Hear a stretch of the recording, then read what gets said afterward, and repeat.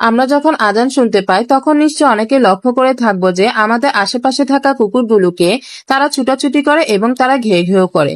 এই যে আজানের সময় কুকুরের দিক বেদিক ছুটে বেড়ানো কিংবা অস্বাভাবিকভাবে কুকুরে ঘেউ ঘেউ করতে থাকা এবং বিকট আওয়াজ করতে থাকা, এই প্রসঙ্গে রাসূল সাল্লাল্লাহু আলাইহি ওয়াসাল্লাম বলেছেন, যখন সালাতের জন্য আজান দেওয়া হয় তখন শয়তান হাওয়া ছেড়ে পলায়ন করে যাতে সে আজানের শব্দ শুনতে না পায়। যখন আজান শেষ হয়ে যায় তখন সে আবার ফিরে আসে।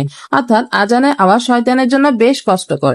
আরেকটি হাদিসে সাল্লাল্লাহু আলাইহি ওয়াসাল্লাম বলেছেন, রাতের বেলা তোমরা যখন পুকুরে ঘেউ ঘেউ শব্দ এবং গাধার ডাক শুনতে পাও তখন আল্লাহর কাছে আশ্রয় প্রার্থনা করো, কারণ এরা তেমন কিছু দেখতে পায় যা তোমরা দেখতে পাও না।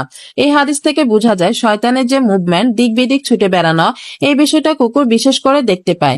তার কারণে কুকুরে এই বিকট আওয়াজ করার সময়টাতে আল্লাহ তাআলা আমাদেরকে আশ্রয় প্রার্থনা করতে বলেছেন, যেহেতু শয়তানের আনাগোনা ওই জায়গাটায় সে দেখতে পায়। আল্লাহ আমাদেরকে বুঝার তৌফিক দান করুক, আমিন।